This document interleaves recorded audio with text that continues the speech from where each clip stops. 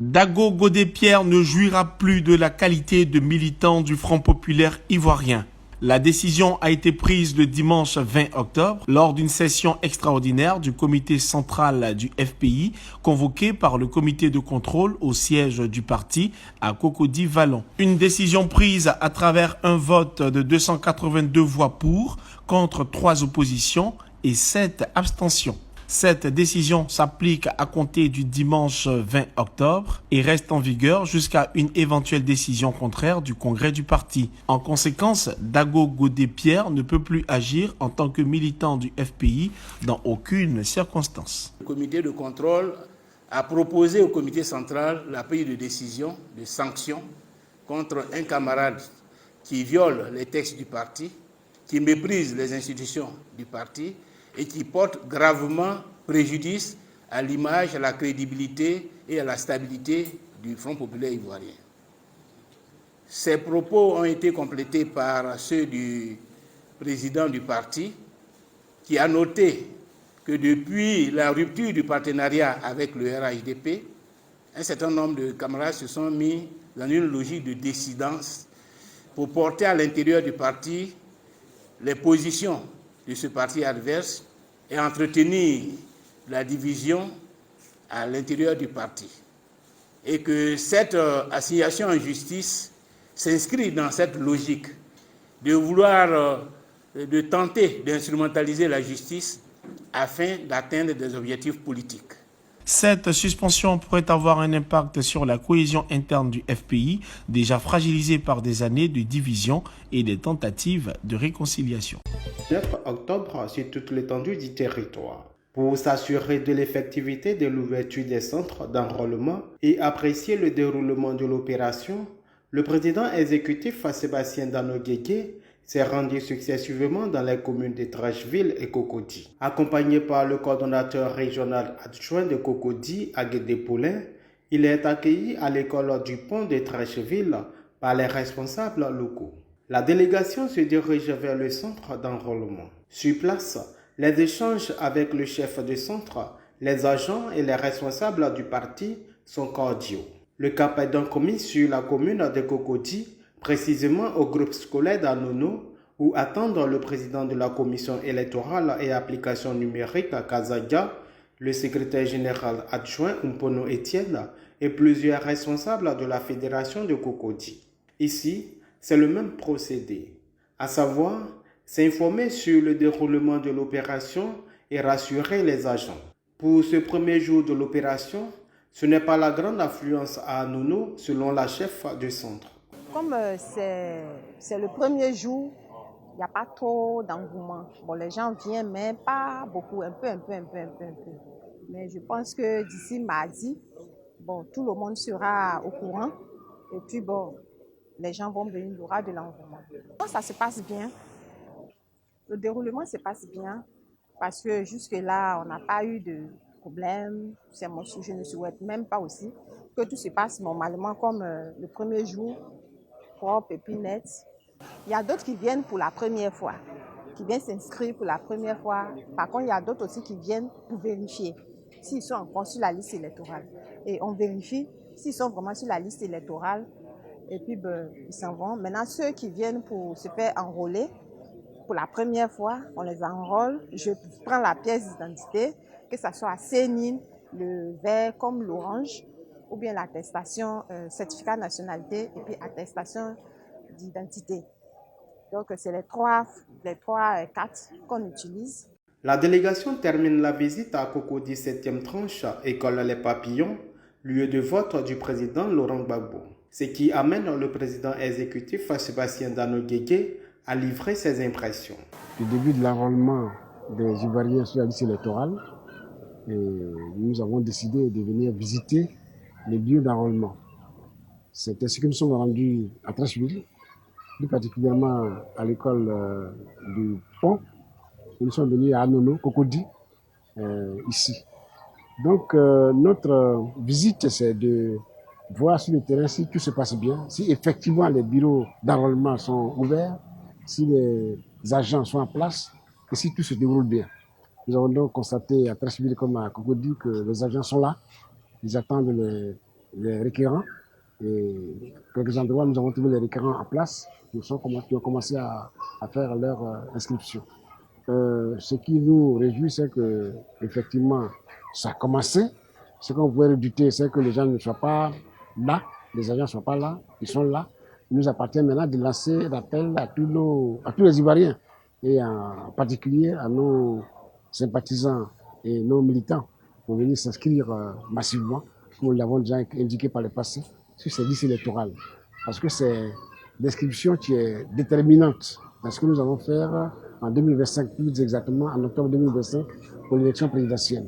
Il faut qu'on s'inscrive massivement sur les listes, et puis bon, on verra par la suite ce qui va se passer. Notre objectif, c'est d'avoir une liste électorale fiable, pour que, au soir des élections, celui qui a gagné soit véritablement de vrais vainqueurs, qui soit légitime et reconnu par tous, ce que nous ne voyons pas d'habitude dans notre pays depuis un certain temps. Mais donc, nous sommes confiants. Nous sommes confiants et nous restons vigilants en même temps. Parce que ce matin déjà, on nous a signalé quelques difficultés sur le terrain, notamment des agents qui demanderaient aux requérants de présenter à la fois leur carte nationale d'identité et la carte nationalité de leurs parents. Nous avons dit que dans le monde opératoire, ce n'est pas écrit, donc il fallait qu'ils abandonnent cette façon de faire, ce qui a été fait. Donc nous allons être très vigilants pour nous en tenir strictement à ce qui a été écrit, ce qui a été dit. Et nous allons suivre ça. Noter toutes les anomalies, les porter à la connaissance de qui de droit et que les choses se passent bien. Donc nous sommes là pour être vigilants, nous sommes là aussi pour savoir que les Ivoiriens viennent, nous sommes là aussi pour voir que l'opération a véritablement commencé. Donc c'est pour cela que nous sommes venus ici et que nous faisons ce tour. À l'endroit des Ivoiriens, mais plus particulièrement à l'endroit des militants du PPACI, c'est la mobilisation que nous demandons aux uns ou aux autres. Il faut massivement se faire enrôler dans ces jours, ça y est de 19 au 10, mais nous pensons qu'il faut aller au-delà. Et nous insistons pour que l'enrôlement se répète l'année prochaine. Ben, comme on dit la loi, la révision de la liste électorale, c'est tous les ans. On en fait en 2004. Et nous avons demandé à ce que ça se fasse encore en 2025. Pour l'heure, il faut qu'on vienne massivement nous inscrire pour ceux qui sont en capacité de s'inscrire. Nous avons des difficultés de documents administratifs. Parce que là aussi, on a été mené en bateau dans tous les sens. Et c'est tout dernièrement qu'on vient de nous dire que nous voulons donner les vrais processus d'établissement des pièces. Donc, on en tient compte. On en tient compte. Si on nous a retardé pendant longtemps, bon, c'est pas grave. Mais nous allons faire nos pièces normalement. Et ceux qui doivent aller voter, donc pour s'inscrire sur la liste électorale, ceux-là vont s'inscrire sur la liste électorale. Jusqu'à ce que la liste soit épuisée. Si ce n'est pas le cas, bon, mais il faudrait qu'on continue jusqu'à ce qu'on aille aux élections le lendemain de l'inscription sur la liste électorale. L'opération de révision de la liste électorale qui débute ce jour continue jusqu'au 10 novembre. Les militants du PPACI, les sympathisants et les Ivoiriens dans leur ensemble sont attendus. Pascal Affi-N'Guessa est passé à la vitesse supérieure. Le président du FPI. Pascal Affi-N'Guessa passe à la vitesse supérieure et il frappe fort. Il frappe fort. Ouais, M. Dorbo Godé, Pierre, n'est plus un membre du Front populaire ivoirien. À compter du 20 octobre 2024, celui-ci n'est plus un militant du Front populaire ivoirien, jusqu'à nouvel ordre. Bon, quand on n'est plus militant du parti, qu'est-ce qu'on peut faire? Quand vous n'êtes plus militant du parti politique, vous n'avez plus de pouvoir, vous ne pouvez plus rien faire, c'est fini. Parce que la Affi-N'Guessa a géré sa chape. Vu que tu n'es plus militant, tu n'es plus reconnu parce que tu as violé les tests de ton propre parti. Tu n'as jamais aimé le FPI, M. Dorbo. Pierre, tu as trouvé le FPI comme un instrument politique qui peut vous donner quelques petits postes et vous pouvez avoir l'argent et puis vous dormez sur vos lauriers. Un parti politique est fait pour conquérir le pouvoir d'État. Et toi, tu te limites à... Il y a des conseillers municipaux. Nous avons eu des conseillers municipaux. Alors, on a gagné avec le RDR. Du gros n'importe quoi. Tu penses que le FPI a été créé pour avoir des conseillers municipaux tout simplement? Des mairies ne vous intéressent pas? Le pouvoir d'État, gouverner le pays ne vous intéresse plus?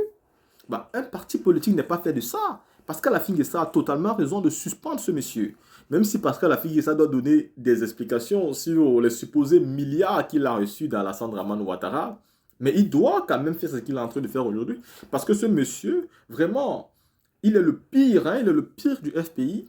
C'est tous ceux-là qui ont voulu que le FPI soit séparé du président Gbagbo. Parce qu'ils savaient que comme ça seulement, ils pourraient avoir le champ libre de faire tout ce qu'ils veulent. Ils veulent que des petits postes, pouvoir gérer dans leur petit domaine. Ils veulent tuer ce parti de la gauche. Le FPI sur eux ne peut plus être un parti de la gauche. Et pourtant, nous allons vers des combats différents aujourd'hui.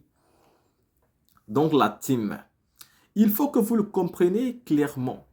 Et du plus profond de votre âme, que Pascal Affi-N'Guessan a bien fait de faire à ce que ce monsieur Dogbo-Pierre ne soit plus un militant du FPI. À côté de ça, vous avez eu ici le président exécutif d'Anou Djidji, Sébastien Danou Djidji, qui vous a expliqué les raisons pour lesquelles vous devez vous enrôler.